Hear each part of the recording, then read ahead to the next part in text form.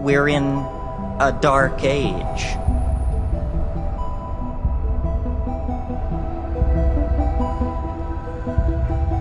We've lost our compass. We don't know who we are. We don't know where we want to go. Our own lives are an experience of inadequacy and tension. We are a world dying under anesthesia for lack of authentic connection with the living world out of which we came.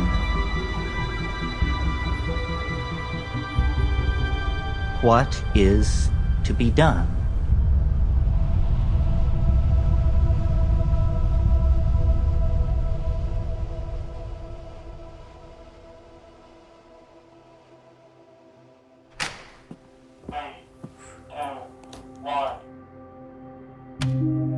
My name is Brian Rose, and every day I speak with some of the greatest minds on the planet. Broadcasting messages of inspiration to the world. Convincing myself that I'm making a difference.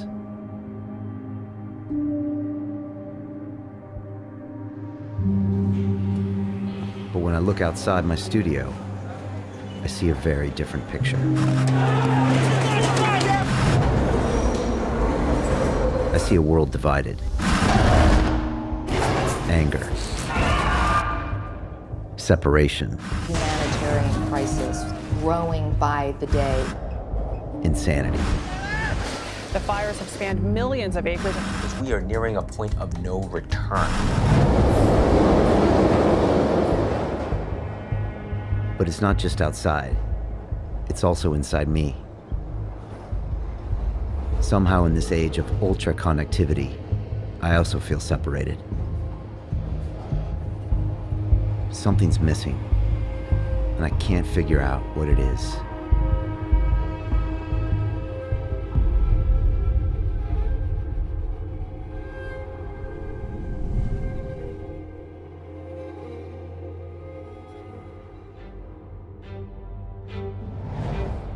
All my life, I tried to find happiness by achieving things. I'm not sure why, but I always wanted to be the best. I mean, who doesn't, right? It's all about performance, success, winning. Along the way, I met some interesting people, and a few who wanted to win even more than me. I want you to kill, kill, kill, kill. Run towards the gunfire and kill them all. They pushed me to go even harder, and this winning became an obsession. I believe that we're put on this planet to be all we can be. See, I act like it's the last 2 minutes of my last fucking Super Bowl every fucking hour of the day. I just wanted more and more and more. But you can't deny, it got some major results. This is London Real, I am Brian Rose. And everyone seemed to love it.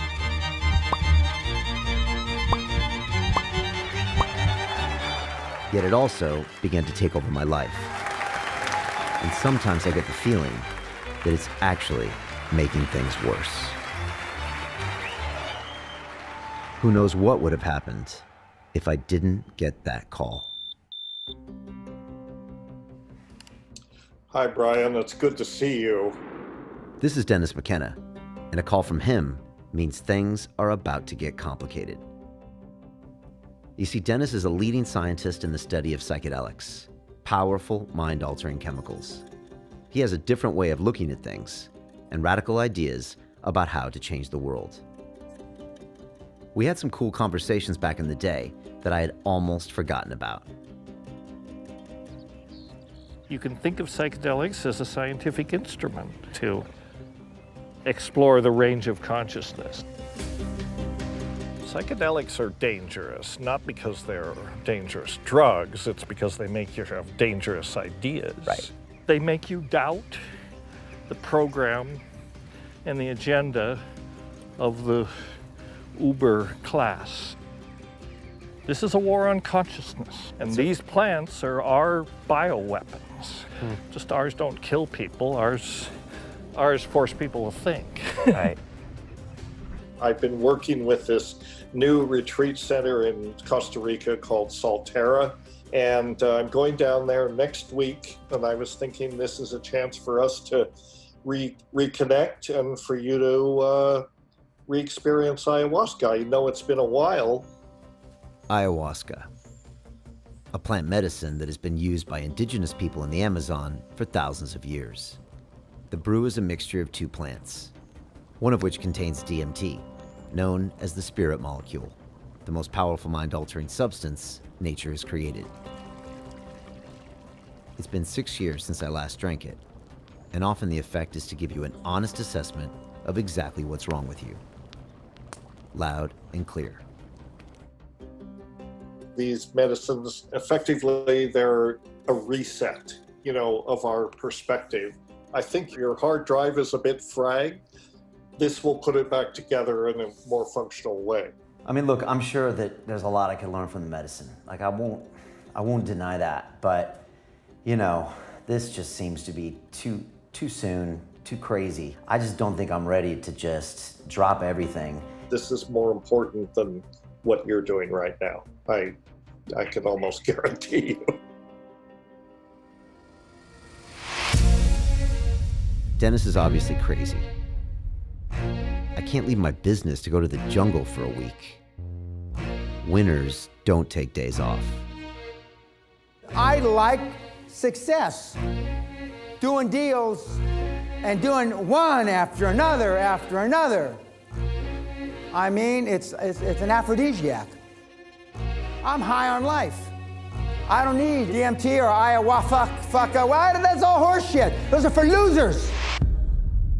Let's face it, psychedelics have always had a bad reputation. Our culture tells us that they are dangerous drugs, that they'll fry your brain, make you crazy, and even jump out of windows.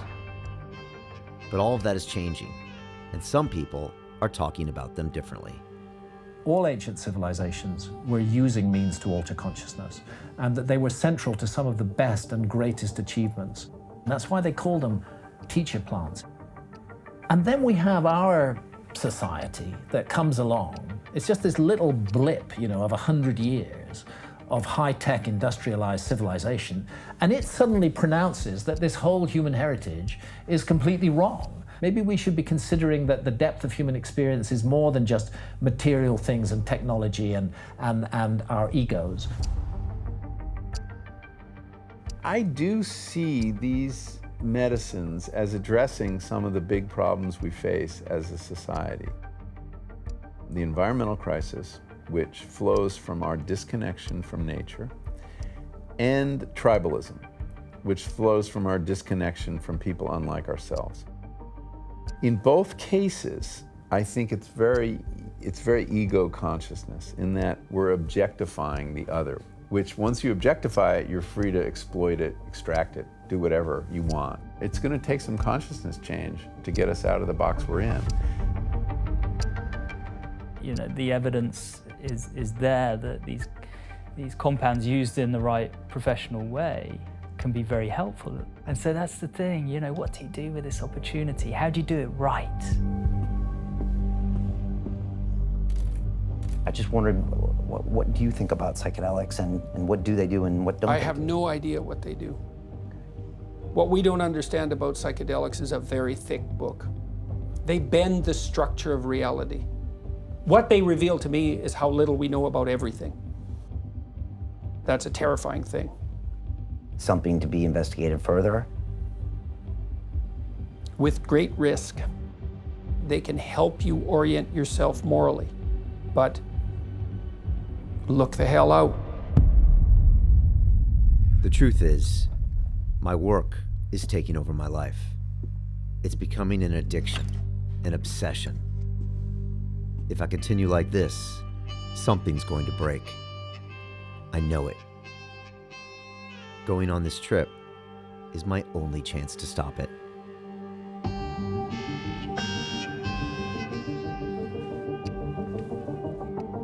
This movie is unlike anything we've ever done. It's a total lack of control, which obviously makes me nervous. In 3 days' time, I am traveling to Costa Rica to participate in 3 ayahuasca ceremonies. And I think I've already forgotten how emotional and how emotionally draining this experience is gonna be. You know, the convulsions, the purging,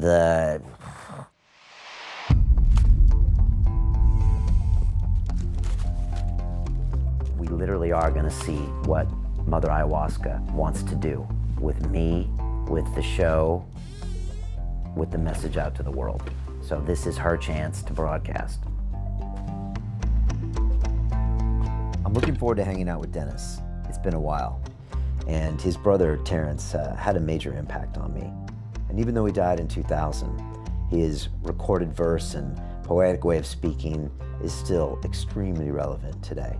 The key is the psychedelic experience. That's what makes the shaman a shaman. That's what made the archaic, in fact, archaic. They prepare people for transformation. It gets you used to the idea that the world is not what it appears to be.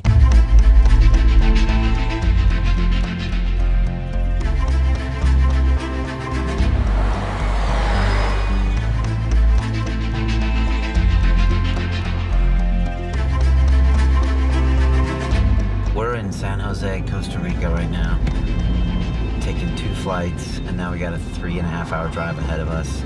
I got an ayahuasca ceremony tomorrow. I think we'll get some sleep, but it's been a long-ass day.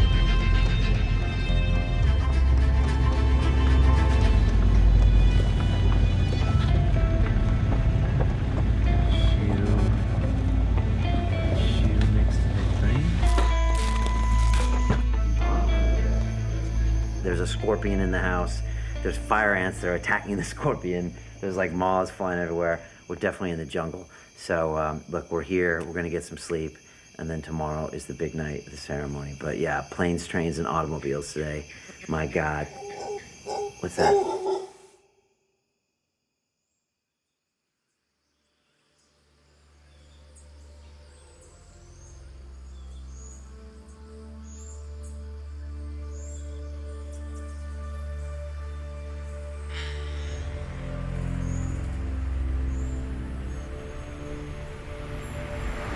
I was just thinking that in London, you're not surrounded by anything in nature, really. There's a few parks. So it's easy to forget about it and not think that it really matters as long as your Uber comes on time and your latte is ready and your organic eggs are cooked for you. But out here, it's pretty damn obvious that the plants are in charge.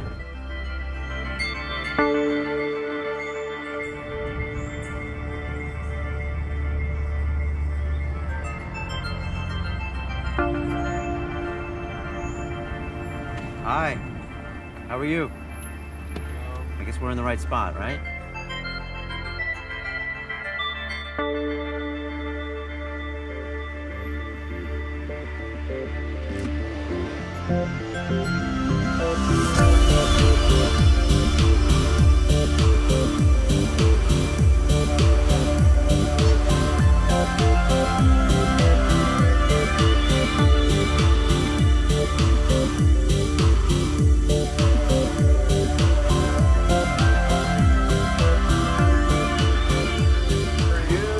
Sir. How are you? Good, great to see you.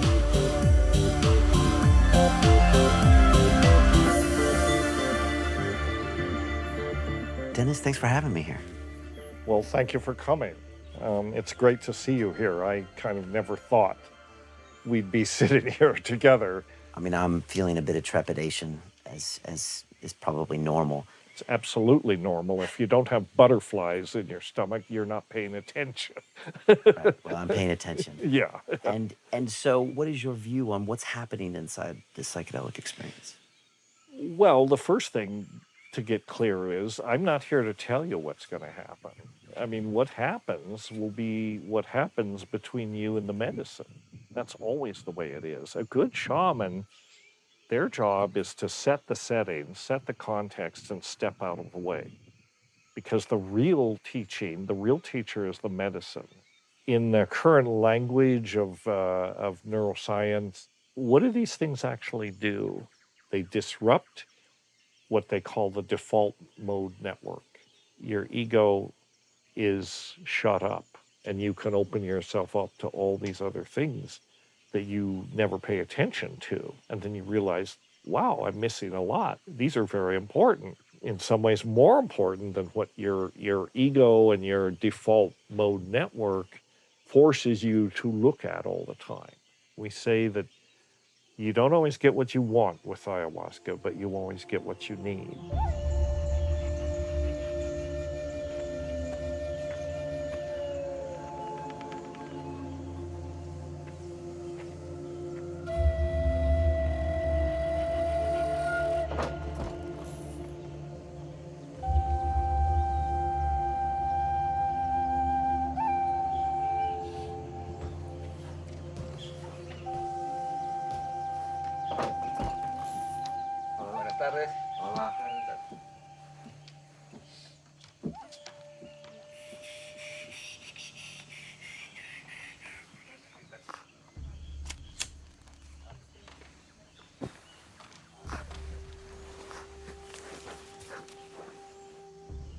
You can speak about your intentions here, anything that's weighing on you, whatever you want Wheeler to know, because of course this informs him of where you at in your journey, and then kind of as he comes into the medicine space with you, kind of where he directs his energy, the icaros he chooses, and how he infuses his intention into those songs.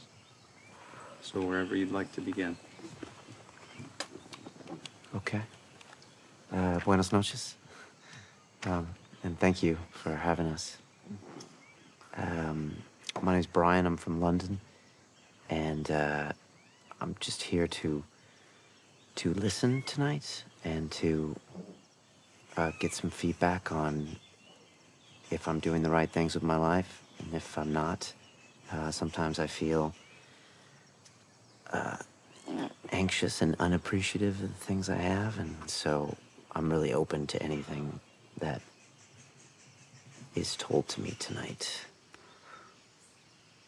La ayahuasca nos fortalece nuestra mente, nos abre nuestra creatividad, nuestro amor, donde cuando nosotros estamos perdidos espiritualmente, cuando tenemos desviado nuestra mente, nos centra, nos conecta uno a uno mismo. Antiguamente los shipibos no conocían lo que es la farmacia. Pues, ¿qué era nuestra farmacia, nuestros hospitales? Los árboles que vemos aquí, las plantas. Conocimientos está ahí. Y nosotros simplemente que guiamos a través de nuestro espíritu de las plantas, ¿no? Las plantas nos enseñan muchas cosas en la vida. An important aspect to bring to the ceremony is to just have faith in the plants, in nature, in the earth, that it has this innate knowledge, that it has this innate ability to cure us of our ailments. This was the original medicine, that although the plants take longer and sometimes the process is more challenging, more difficult, that it actually cures the root cause. It doesn't just cover the symptoms.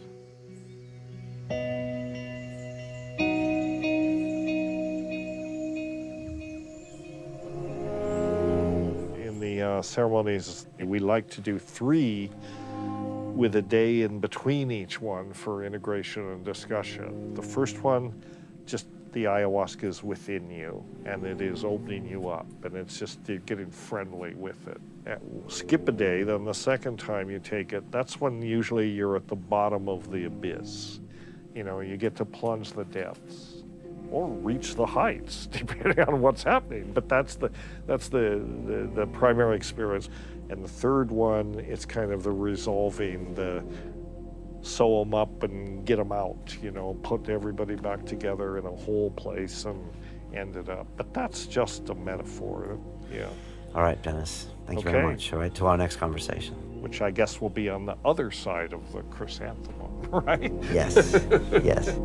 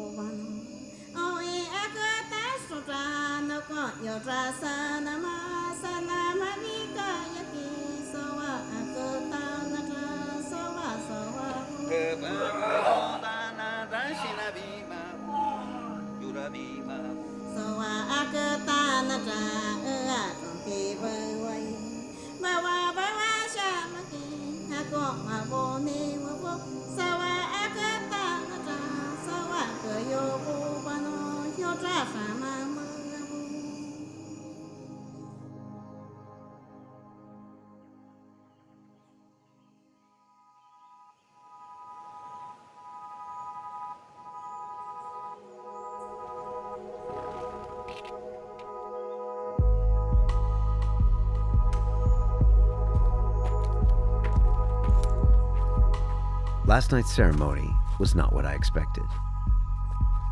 There was no pain or dark visions. Instead, I was shown all the incredible people in my life and how lucky I am. The lesson was simple but important.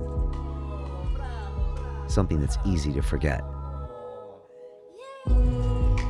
be grateful. Honor what you have and those around you. I feel the medicine inside me, opening me up, unblocking me. Now it was time to share my experiences with the group in our first integration session.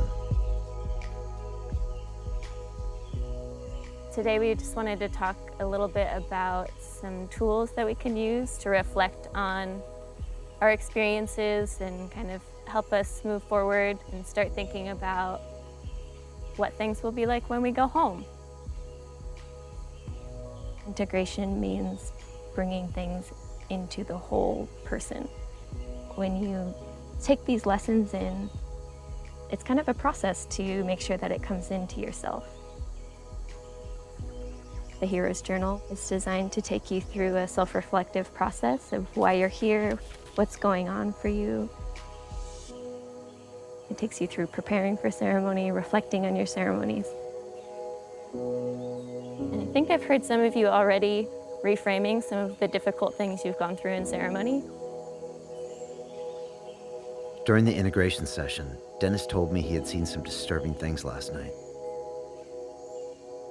While my first ceremony was about gratitude, Dennis had a rougher time and was reminded that the world has real problems. I was wondering if you could share with us a bit about this ceremony you had that was kind of one of the darker ones. Yes, it wouldn't be the first time I had dark ceremonies. They do come up from time to time. I probably have an unhealthy obsession with current events, watching the news and getting further anxious and depressed and afraid, and so that sort of thing comes back on you in your session. It does on me. And, my session, the scenario, it was a dystopian fantasy. It was like a vision of what is happening in the world, about the darkest and most pessimistic way you could look at it.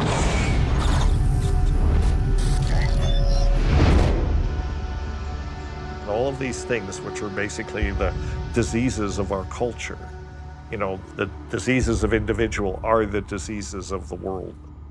Our culture's soul is severely wounded.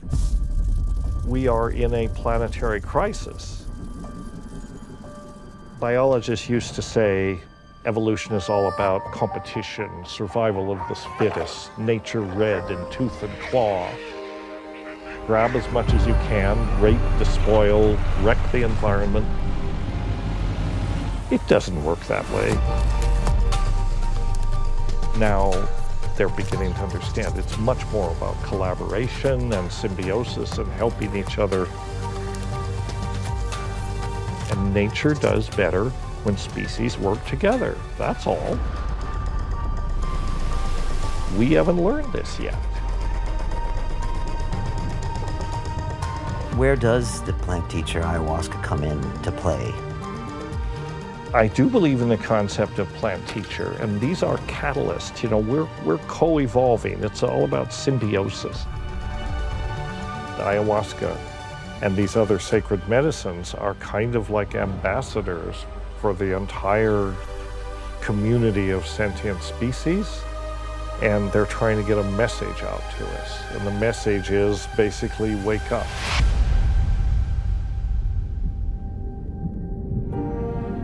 These crazy monkeys are either going to save the show or they're going to completely kick everything to pieces.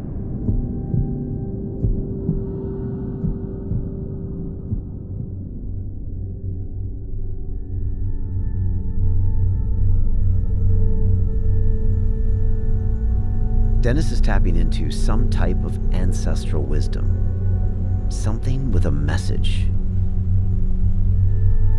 Tonight, he wants to go deeper, and he insists I go with him. So we're going to visit the shaman to prepare a super strength brew. I'm not sure if this is a good idea.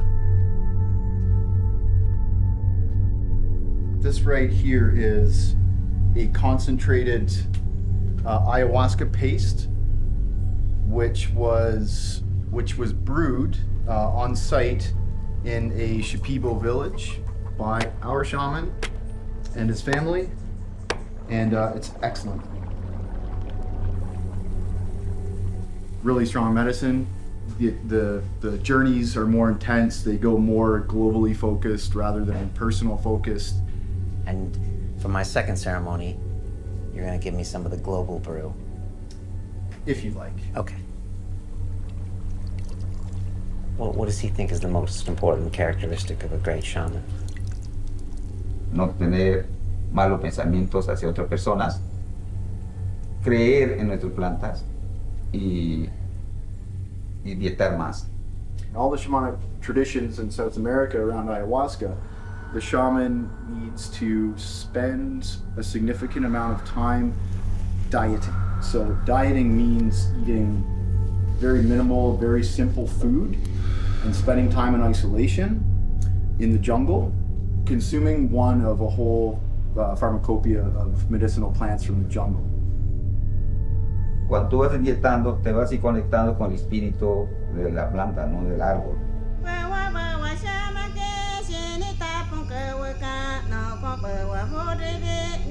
En tus sueños o cuando tomas ayahuasca, te sale.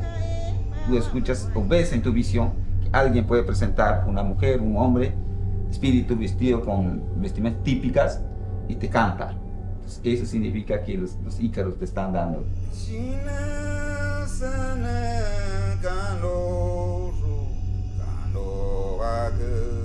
Todo lo que tú ves en su cuerpo, en su mente, en el espíritu, tú vas cantando, alineándole, sacándole. Algunas cosas que no es bueno vas sacando, liberándole, ¿no? Y poniéndose en un centro. Cuando estabas cantando a él anoche, ¿qué viste y qué estabas cantando y por qué? Bueno, yo estaba cantando a él. Centrar, conectar, abrir, luego, y a la segunda noche ya estamos haciendo la cosa que él piensa hacer en su futuro. Más allá, para que vaya más allá, ¿no? Al más profundo.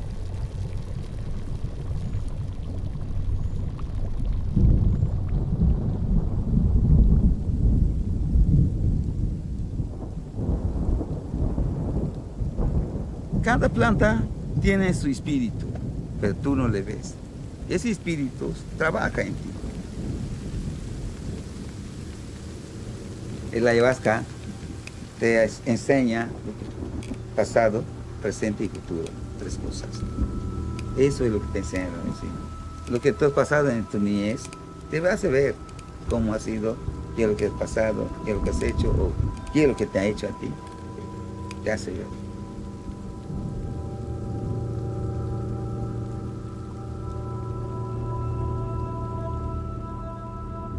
This time I'm hoping we can really get a big perspective and maybe I can learn more about plant intelligence, the environment, us as a species, how we interact on this earth, the future, what things look like when we take different directions. So I really need some bigger answers and bigger questions.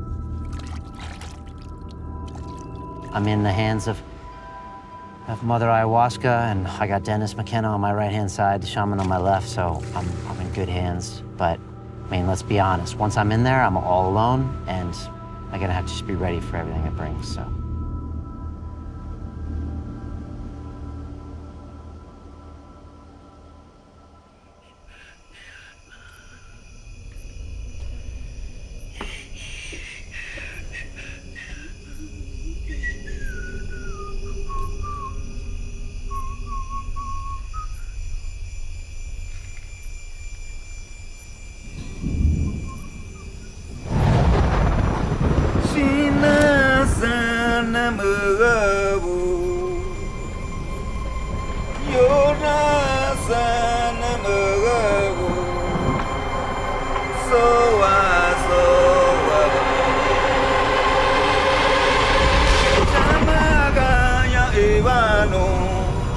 It all came undone. I got obliterated. Completely dissolved. All of these insects were eating up my dead body. just ripping me apart, sending me back to nature, to this giant living organism, connected to all.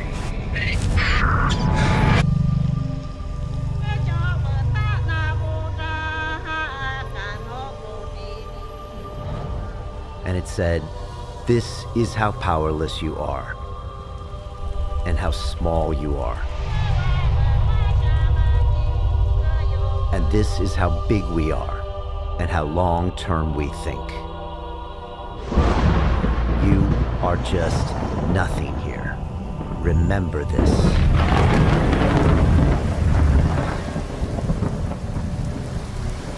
And then, I don't know why, I got shown all this pain in the world. And I was made to feel it.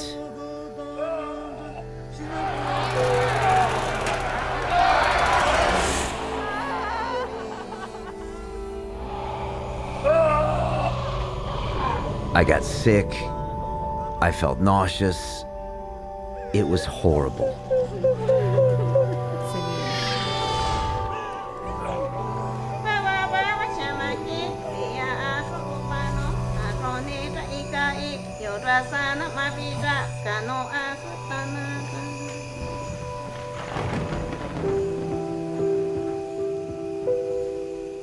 And so at the end, it just took me and stripped me the fuck way back down and just said, what the fuck are you, Brian?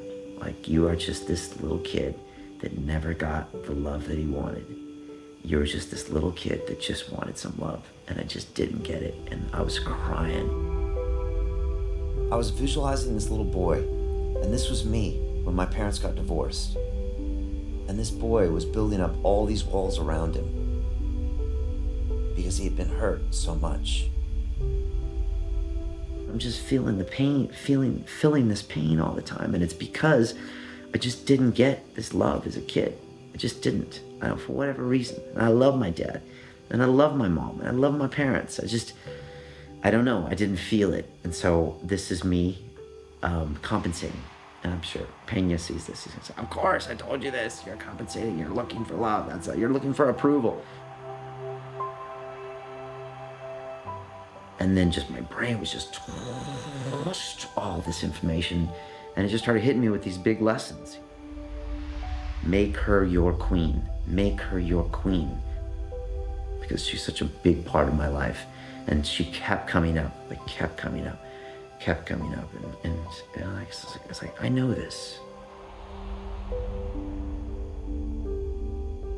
Gabby as well. So Gabrielle, but like the last couple of years, she's become a teenager, and I'm just not in touch with her, and it's just totally my fault and my lack of ownership.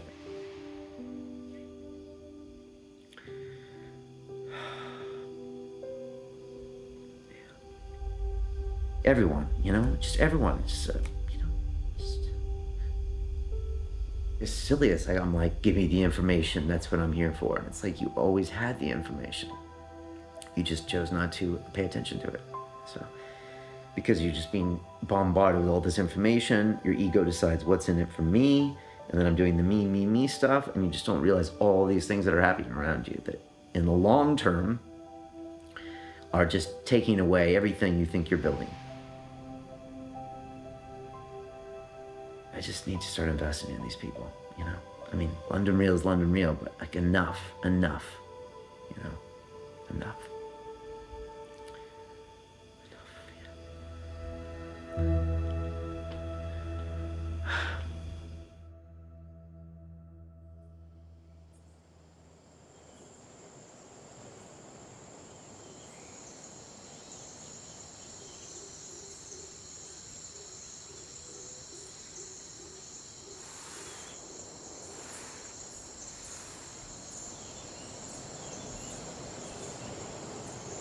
So we had our second ceremony last night. Mm-hmm. And I had quite an experience, probably the most riveting experience of my whole life. It was pretty strong, Dennis. Put that in quotes. Trademark that. But I know what you mean. I'll be interested to see how you handle this tremendous download about your family and all these insights. But I have a feeling that you will do things because you're the kind of guy that doesn't just talk, you do things. When we have a psychedelic experience, we feel like children. It's like seeing the world with new eyes, just open to everything.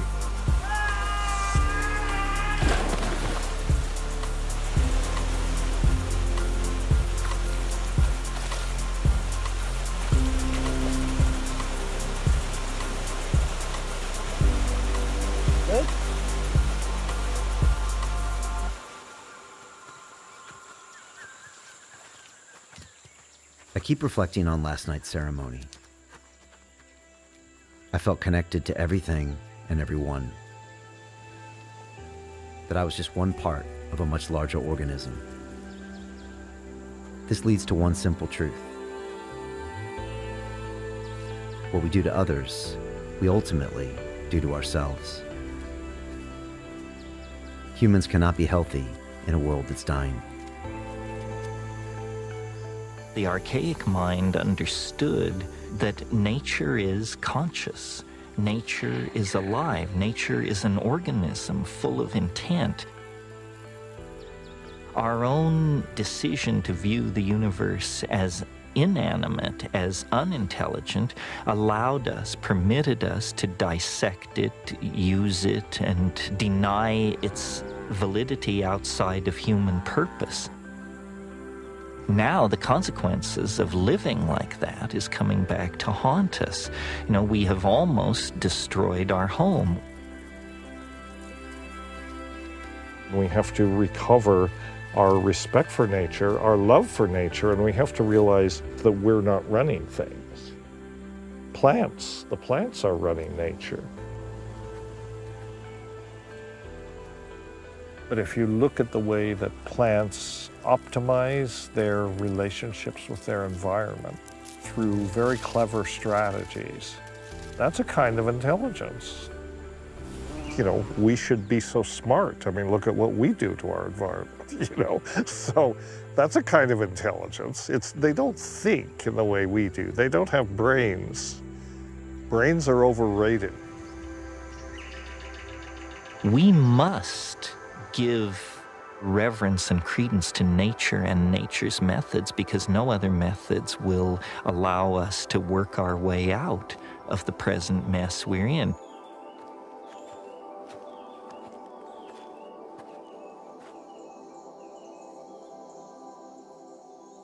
I took the full dose of the rocket fuel last night, figuring I was going to go spinning off into other dimensions. Didn't happen. Didn't happen. I was mostly pretty calm and centered the whole time. Yeah, it was good. The next one, you know, if a patient's been operated on, this is like sewing them up and getting them out of the operating room and they're good to go.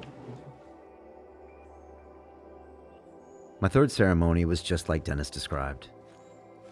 No lessons or visions, just a deep meditation that recharged me. I needed it.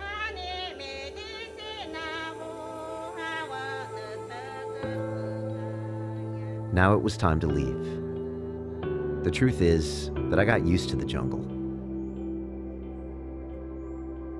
It feels good to be amongst plants and friends.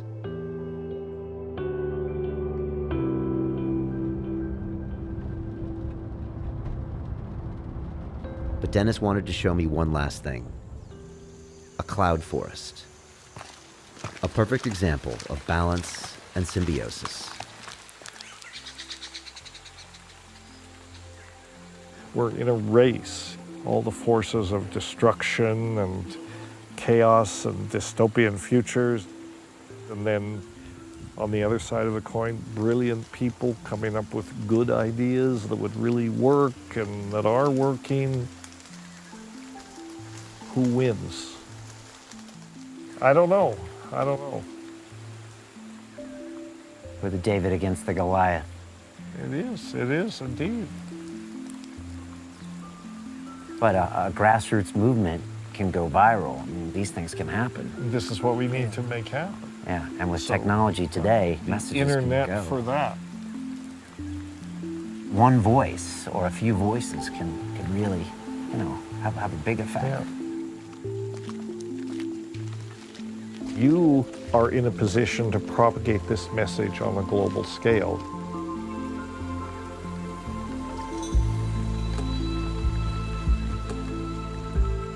The entire destiny of all life on the planet is tied up in this. We are not acting for ourselves.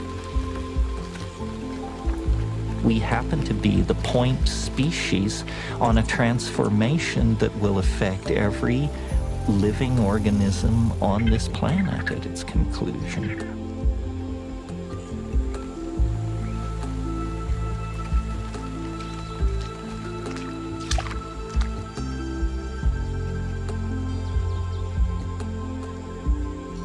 The archaic holds answers, but it only holds answers if we are willing to think of the universe as a living, intelligent entity with which we are in partnership, not set against, but that in fact we are a part of an unfolding reality that is larger than human understanding. Imagine larger than human understanding.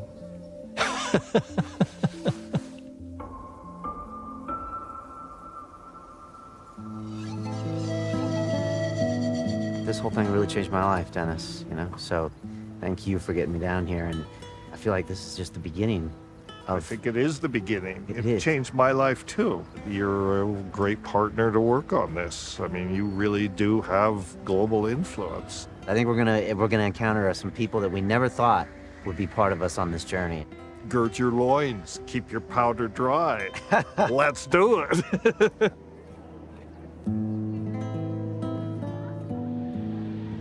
Man, I don't like the real world. I don't like it at all. I miss the jungle. I miss simple food. I miss going to bed early. Promised myself a lot of big changes, and now I have to deliver. So it's all laid out clearly. The only thing I have to fight against now is me not executing.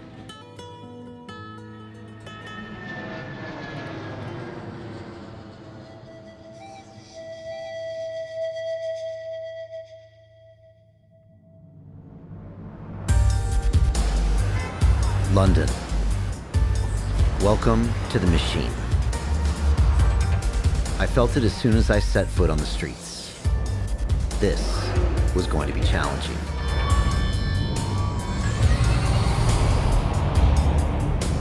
It's easy to understand cooperation and symbiosis in nature, but not in this concrete jungle, where competition is on every corner, where everything screams of separation. Coming back to my studio felt very strange, like I had changed, but everyone here was still the same.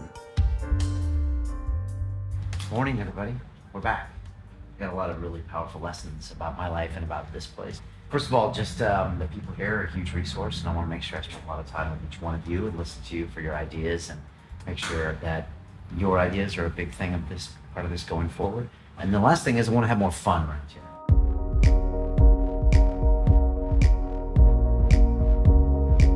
When your boss comes back from an ayahuasca trip, it's not the kind of thing that you expect to encounter in a work environment. You know, things change quite quickly. Well, I want to focus on the people here. I want to listen to my team more. I want to build this space, something that we're super proud of. When he got back, I mean, he was very different. He was visibly looser. He was visibly more relaxed. He decided we needed more plants in the office. Listen to the plants and make sure that we don't destroy them, because they're a huge part of why we're here and maybe even more important than us sometimes. And as egoic animals, sometimes we think we're just better than any animal and any plant, when in fact they have really some fascinating intelligence and they think longer term than we do. He wore some rather interesting shirts for interviews.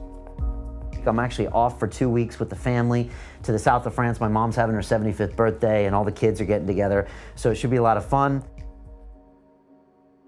I came back to London with grand visions of everything I needed to change in my life. And I started sharing that with people. It's funny, I had an ayahuasca ceremony in Costa Rica. Look, I went down there, I've only been back 3 days. I'm still integrating.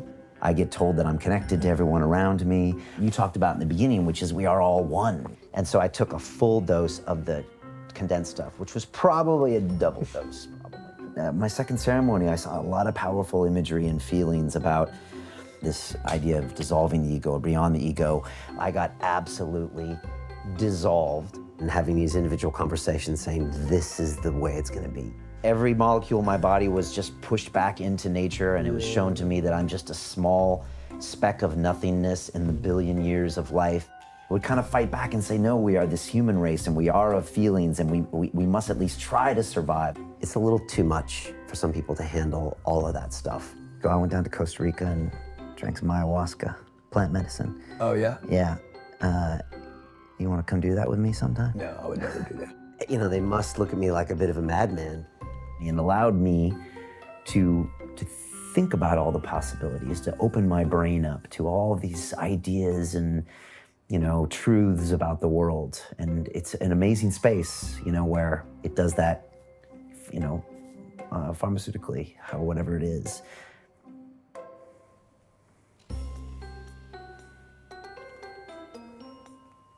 Interesting.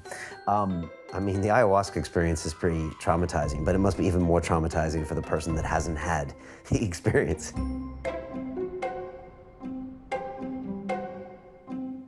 I think he experienced everything in the ceremony, but it's so hard to describe a psychedelic trip. It's impossible, or I don't know what is worse when people really try to tell you what they've been through. Just taking ayahuasca, he just had that different perspective that it's not all about him on the end of the day. We're all one, and we have to, it's like he has to do his duty.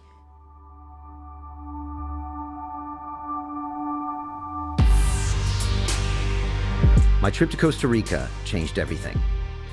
I knew it was time to go big. I realized London Real would play an important part in transforming human consciousness. So we created a new mission, hired more people, and doubled our output. London Real has a new purpose: to create a mass-scale transformation of humanity into a fully empowered, conscious, and cooperative species. Ladies and gentlemen,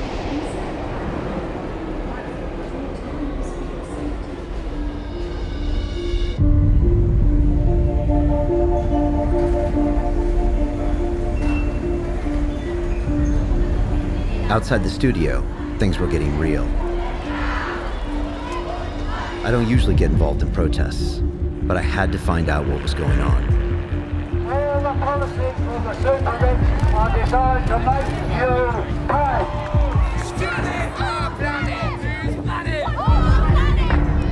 There were a lot of people.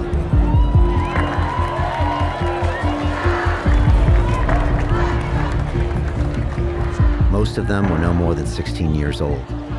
I had never seen anything like it. And it made me think about my own children. What can I do for their future?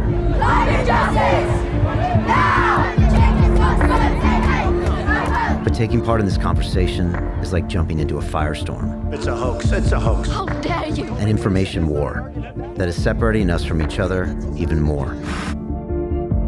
Global warming is the greatest fraud that's been perpetrated on mankind this century. In the cosmos of time, of the 13.8 billion years that we've been on this miserable planet, it's not a fart in the wind. And I'm jealous of the Vice President, Gore. I am jealous he came up with a scam before I did. Dan, you got the money. I've got children. I've got 21, 23-year-old children. And what's their future with you people with money? Now you're full of shit. Sit down. I'm gonna answer you. I'm gonna answer you. Shut up and sit down. This is not about who is right or wrong. This is about the story we tell ourselves as a species. Do we want to dominate nature or cooperate with it? Environment is a huge issue right now, there's no question. Am I worried about it? No, I have a plan and I'm working to the plan. Our plan is along with the natural contours of life. If all of us have the same plan, we can turn this around. Are we gonna turn it around? You're asking for a prediction. I'm telling you I have a plan. Are you committed to the plan? That's a question, isn't it? One thing is certain, this strategy for survival is not working. Right now you're happening here as a part of everything else. What the trees exhale, you're inhaling. What you exhale, the trees are inhaling. What you think as myself is just a psychological boundary that you have set up. If you experience everything around you as myself, do you need morality? Did anybody teach you out of these 5 fingers, this is a small finger, don't cut it off? Is there a morality needed like that? Anything that you feel is a part of yourself, with that you don't need any values, ethics, morals, nothing, because it's a part of you. There's people talking about this, but there's equally a certain number of people that just say, no, no, no, let's just have the fun now. Now making money is better than the 80s. And they say my generation ripped the ass out of the world, and I was proud to be one of those that ripped it. So how can we change that conversation? The way to start is to uplift human consciousness so that people can stop thinking about themselves all the time and learn to serve. Your greatest contribution to humanity is your own self-realization, your own enlightenment. As you uplift yourself, you uplift everyone else around you. And for me to be the better version of myself, I need to be concentrated long enough so that I can turn my gaze inward, look at myself and go, where are my flaws? My flaws. Unfortunately, the harder I worked on London Real, the less time I had to work on myself. So I've been thinking, I want to host an event that brings everyone together. I'm talking about London Reelers from all around the world. And I also want to get former guests from all different kinds of point of view. I'm talking about people like Dan Pena and Dan DePani, Marissa Peer, Mantak Chia, and I want to put them all in one room. Only London Reel can do this, and I want to go big. As the months went by, our new mission took over everything. The lessons from the ayahuasca were fading, and I was falling back into old patterns. So I decided to ask for help. Hey Sean, thanks for getting on the call with me today. I really appreciate it. You know, I've been struggling a bit with this whole process of integration. I'm not manifesting everything that I saw. I don't know what to do. Everyone around me thinks I'm a bit crazy. Absolutely, and this is a really common experience. At Soltara, we recommend that people be really careful about how they choose to share their experiences and who they choose to share them with. One of the maestros once said sometimes he doesn't even tell his own wife, because as far as he's concerned, it's between him and the medicine. And so it's that level of sacredness that we really want to encourage people to bring to the medicine.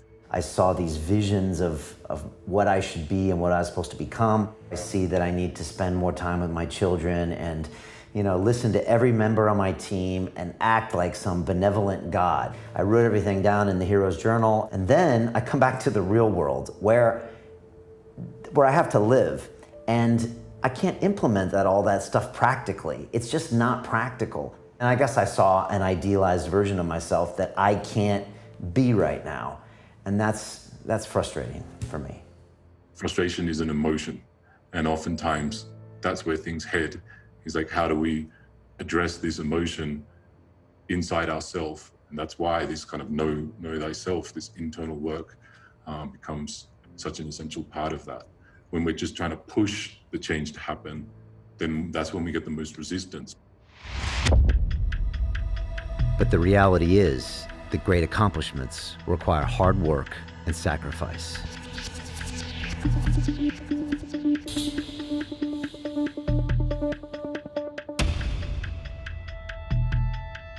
There's no such thing as work-life balance.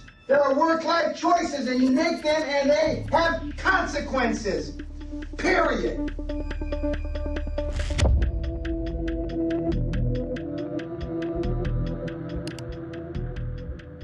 You're a cunt, Brian, not me. Explain. You're weak. And you're showing me And you want these people to like you. You have no idea how limitless it is when you're not afraid of what other people think or say. And you can be more than you are. If these little cunts think that you're something now, I see you 1,000 times more. See, they have low standards, these fucking weenies to watch this fucking thing. I don't. I know what you can be. They think you're a big fucking deal. I know you're not. And down deep inside, Brian, you know that I'm closer to being right than they are. There's always a distance with Brian. He's always on the go. He's always on the getting things done. Success is everything, and career. He came back with all those different, almost like different belief systems. I felt a bit off what things he said. Like quite a bit of change. I don't think he likes to be on his own very much. He doesn't enjoy holidays. He just needs to do something. He always has to do something. He has just a hard time being with me and the children.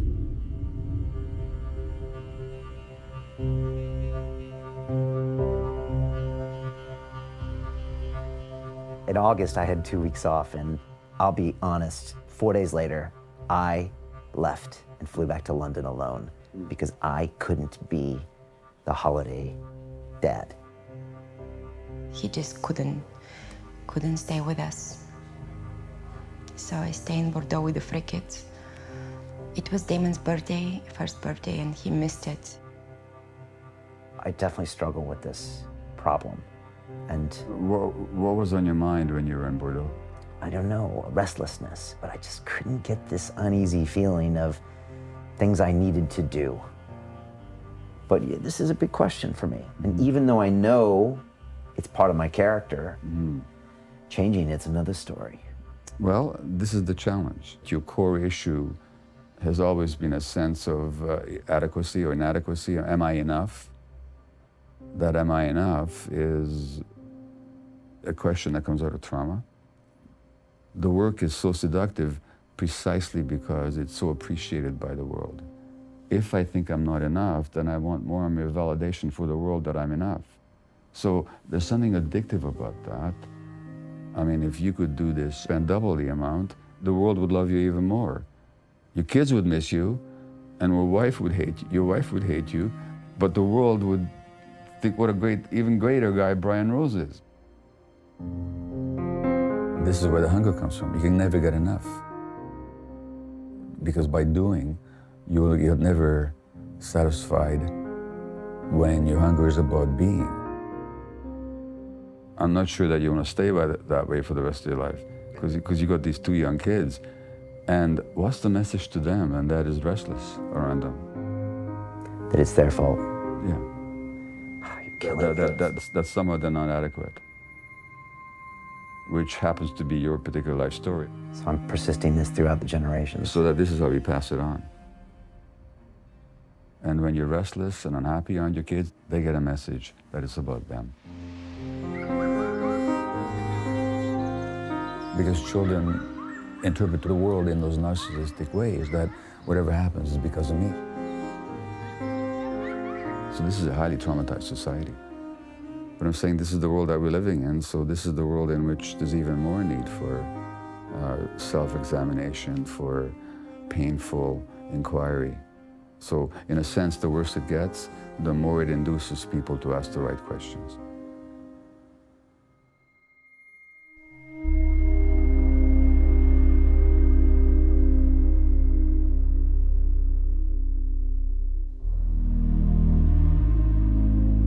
Here I am, trying to heal the world.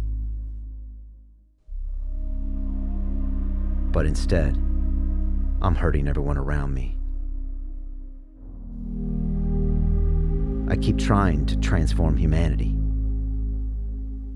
but I can't even fix myself.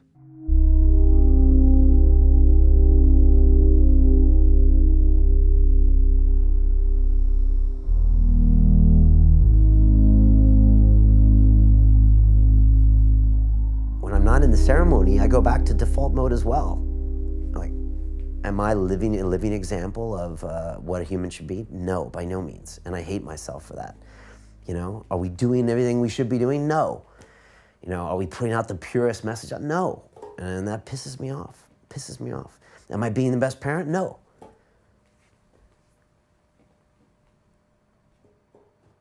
Look, we are not going to save the world.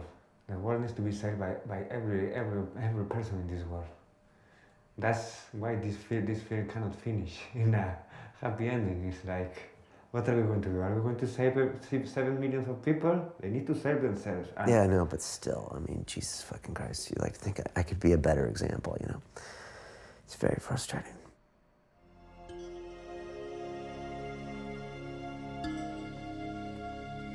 I needed to talk to a friend. Dorian Yates was someone who understood me and the medicine. He was our first guest to talk about how psychedelics helped him transform his life after an injury ended his career as the 6-time Mr. Olympia, the greatest body in the world. Dorian is on a journey of healing and self-discovery, and always learning and reinventing himself.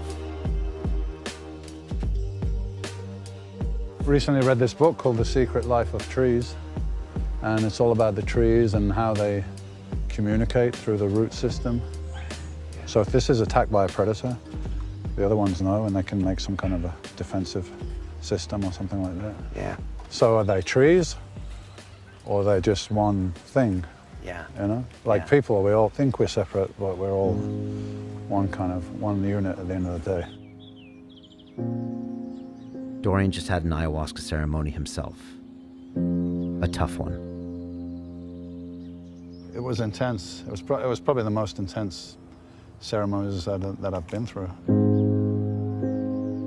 All my physicality was taken away. I couldn't literally move. Tough guy, you know? Okay, think you're a tough guy, a strong guy? Okay, let's see, smash. Now, what are you gonna do? Now, who are you? I think the big message there for me was that it's okay to be like that sometimes. It's okay to ask for help, because I was not used to doing that. Still, you know, that Western macho male mentality that you got to be strong always and don't be vulnerable and don't ask for help, and all that was just taken away from me. The root of it is a 13-year-old boy that lost his father. And perhaps all the training and the strength and all the physique was some kind of armor, in a way, to protect that little boy that still exists inside all of us.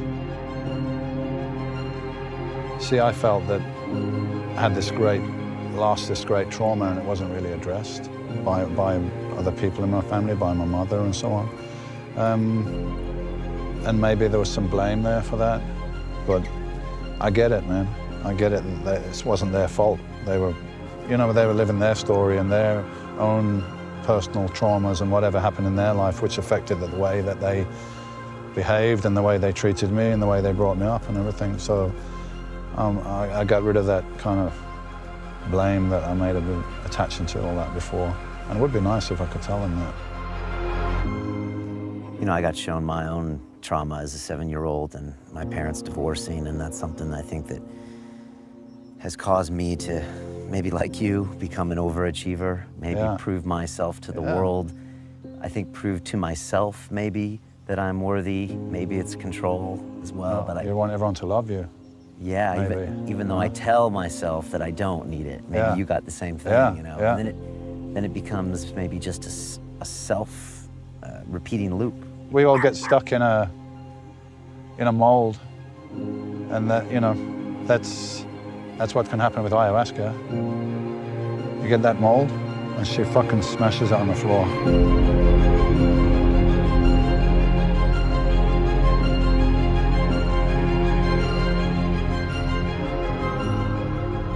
The integration process of trying to now become that vision I've seen of myself is hard, and I think most people don't understand that. The ayahuasca is not like you're done. Matter of fact, it can be even harder when you come back because you see who you could be, and then you're not, and then the rest of the world is happy where you are, and you have to kind of push through that. Well, sometimes when you go on a spiritual journey, I mean, I've said to myself sometimes, I'm like, this is great, but wasn't ignorance bliss? You know? It probably wasn't, but I mean, anyway, you can't go back. For me, I'm on a journey and I'm learning something every time, and I know there's still more to learn. For me, this thing when I was 7 years old keeps coming up, and I don't know, I'm thinking maybe I should go, you know, talk to my parents about it and just maybe have... You're lucky they're still here, that you can do that. I can't. My father died, my mum died, so I can't even tell them about this, but sure, if your parents are here, man, why waste the opportunity? Go speak to them.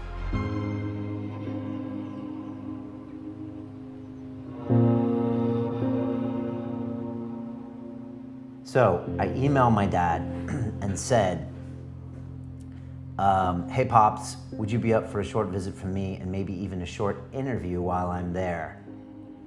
I need to resolve this, and not just for me, but for my family, for London Real, for everything. Like, if I can't figure out this story I'm telling myself, I'm gonna just continue in this loop.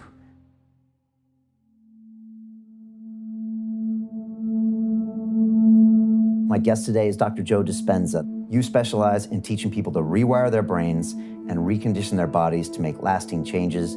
Dr. Joe, welcome back to London Real. Thanks so much, Brian. I'm always happy to be with you. I'm going to San Diego to really sit down with my parents and talk about this traumatic memory I had when I was 7. But I don't think I'm looking for an answer from them, because there isn't an answer. I think the only answer is my projection of my new me and my new future, right? Exactly. What you may want to understand is how they felt.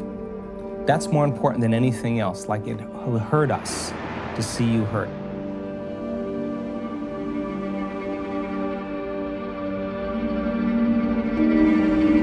La variación de ayahuasca se da cuenta de dónde está la raíz del problema. Pues ahí se trabaja.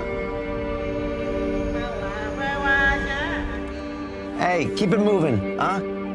No loitering here. All right, you don't look like you belong in this neighborhood. Give me a hug. All right, good to see you. Once you understand their struggle, you'll understand your struggle. You were a 7-year-old boy that you thought it had something to do with you, or you thought it was something wrong. What was I like as a kid?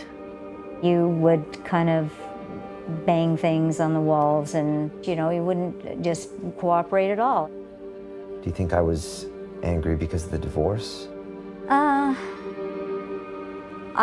Possibly. I mean, divorces always hurt kids, but I really wanted to minimize it. For me, you know, when I do these plant medicine ceremonies and these ayahuasca ceremonies, like, most times it goes back to that moment when I was 7, and you told us about the divorce, and I think for some reason with my personality, I was just like, I just built these walls all up around me at that time, and that was just like, so it was like, I think I just built these walls up. Then I think I realized I was just trying to keep people out of my life so they wouldn't hurt me. Yeah. So, right. So I think that's what that was. Yeah. Yeah, especially anybody that could hurt me. Yeah. So I think that's what. Yeah. Give you a hug right now.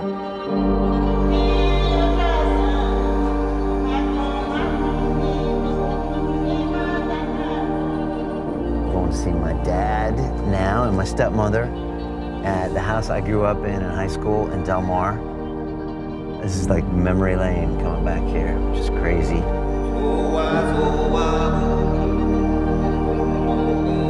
When does the story end?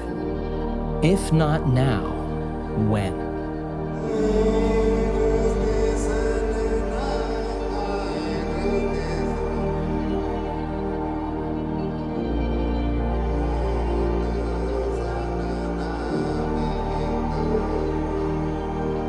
Understanding him is going to help you understand you.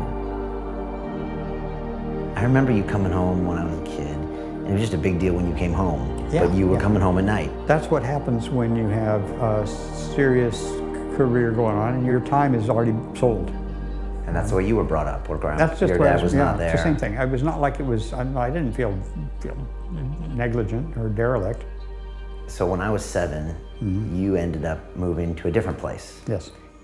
What do you remember about the divorce? All kinds of things. I don't think about that anymore. Okay. It was all very complicated. Yeah, extremely, right? It's very complicated. Nothing like we planned. Right. Yeah. It was a lot of hard work, a lot of stress on everybody. Yeah, it was. It was something I always come back to. That time always comes back to me. I'm trying now to not do that anymore, and just to like not have that define me. And that's 40 years ago. I know. Nobody wants to live with their past forever. Time to shovel it over your shoulder. What replaces any traumatic experience is a new experience. And the memory without the emotional charge is called wisdom. But it's also really selfish of me to like blame that on you and Dad in the divorce, because, I mean, how were you feeling at the time? I mean, what was it like for you? Yeah, well, you can imagine. Yeah, I mean, I crashed and burned. I never, his parents and my parents were both married 50 years plus. That was my reality. So when I did confront your dad, you know, I was a mess. I mean, it was almost surreal. It was just like, this can't be real. And then I got that idea to go to Europe, that I had to run away. It was really good for me. Had a lot of time to think and opened up my world.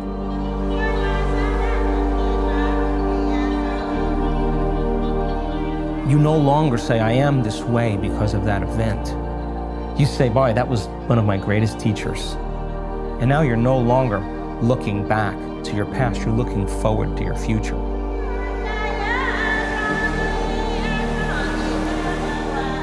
That tragedy freed me to live a potential that I would have never been able to do, or never allowed myself to do. In reordering my life, I had to think about, what do I want to impart to you? I really wanted you to have exposure outside of just American culture. Probably the reason I'm in London right now. Yeah, I think so. They brought you into this world, dude, and that's what you'd be thanking them for. I just want to say thanks, Dad, for being my dad. Love you very much. We wanted you to do well.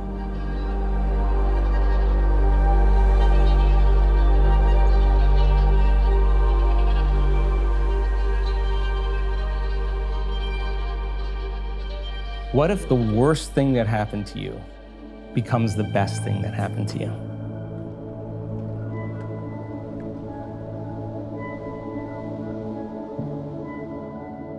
It's funny how we get caught up in these stories that disconnect us. We get entangled in these narratives that ultimately don't serve us, that separate us from everything else. But separation is an illusion. Instead, we have a choice to tell ourselves a new story.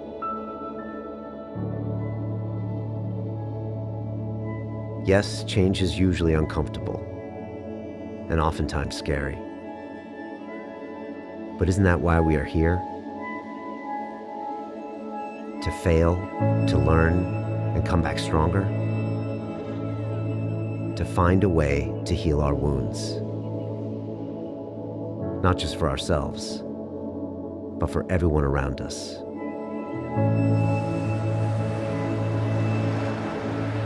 Because we can change our stories if we truly want to.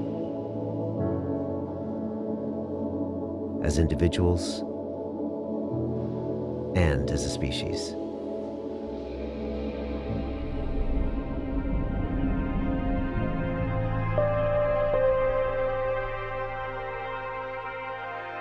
There was one last thing I had to do.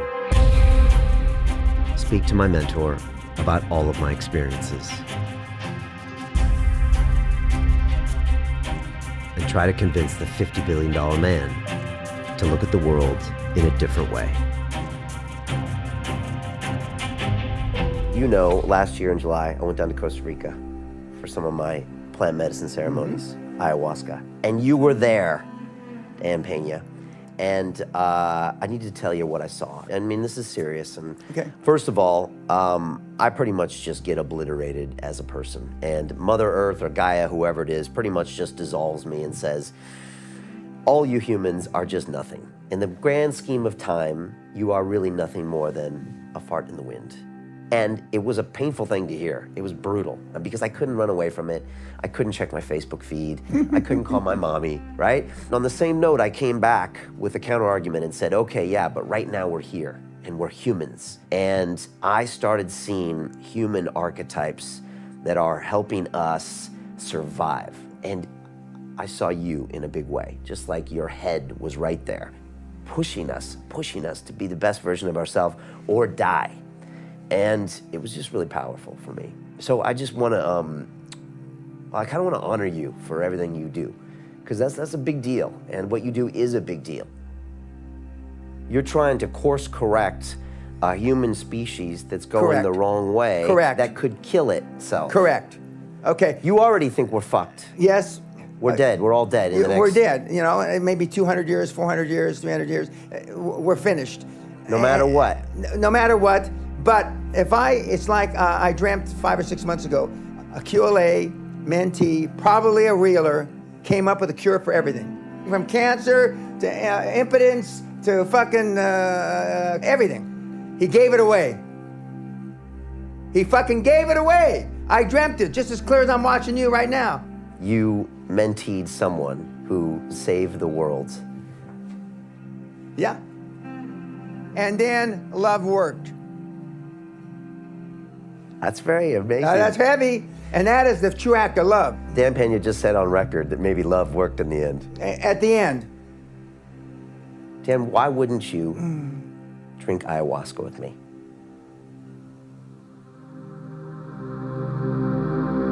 Well, I'm not going to drink ayahuasca. Imagine if you were empowered with that. I mean, it could be a force to be reckoned with. I'd probably float. Will you before you die? Well, I'm going to do heroin before I die. Ah.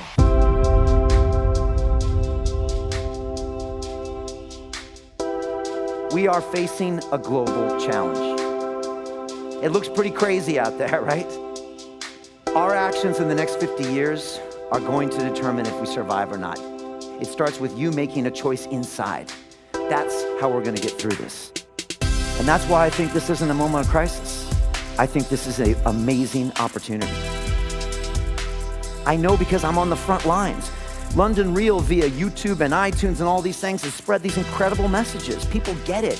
They want to hear this. All of you want this information. The next level of evolution is 7 billion humans come together to create a super organism called humanity. And I'm so blessed to have this technology and this connection. We couldn't have done this 20 years ago. Is this a coincidence that this is here now? I think it's one of our best opportunities. What would it be like to raise an entire generation of young people based upon what we now know to be true in science, that cooperation is a fundamental rule?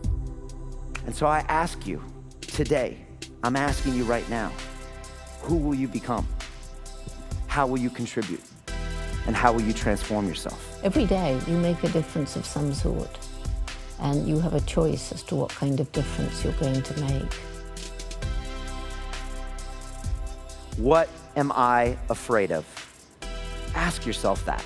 It's really powerful, that fear. We usually run away from it our whole lives. That's actually something that we can learn to go into. Discomfort and fear is an arrow. It's here. This is where the gold is. X marks the spot. What am I avoiding because it's uncomfortable? Almost everything I do these days that makes me happy and gets a result is uncomfortable. What is in us, we have no idea until we start trying hard. It's not always meant to be fun. Question number 3 that brings it all together is this. What was I put on this planet to do? This is a powerful, powerful question. This is not what do I want to do? Because I want you to be all you can be, not some fucking reasonable facsimile.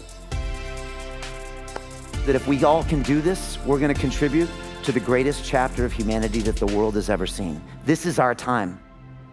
Heavens are collapsing, this is the time to change. If you want to raise human consciousness, there has never been a better time. I think they'll look back on this time in hundreds of years and say, wow, they were this close to screwing it up, but they managed to pull it out. Wake up, you monkeys. You know, the first thing you have to do is wake up. Take some action. Transform yourself. I really believe our entire species depends on it. And so on behalf of myself and the entire team at London Real, I've just got one last thing to say to you all. Let's fucking do this. Thank you. Thank you.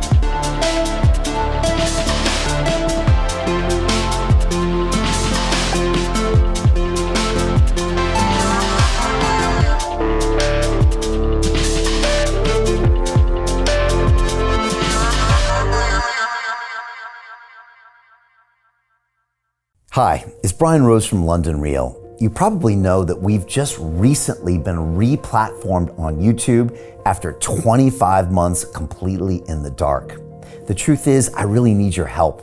What I really need you to do is click on that subscribe button right now, like this video, and maybe even leave a comment or share the link with friends. We're really fighting against an algorithm that's tried to keep us quiet for so long, and the more subscribers we have, the more people watch our content, the better guests we can bring you, the better content, and we can continue transforming lives. We've been doing this for 14 years now. I want to do this for another 14 years, but I really need your help.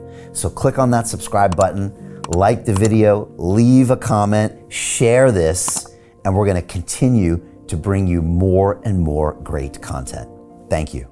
Most people will never see this opportunity. Dubai luxury transformation projects have historically delivered 40 to 90% annual returns. That is incredible. These were once reserved only for insiders with access. I spent 15 years on Wall Street and I learned this. The biggest returns always go to the people who get the call first. Now, you finally can. We've just received a brand new project with major upside potential. Allocations move fast. Click the link, apply now, and speak to my team. This is your chance to see what others never will.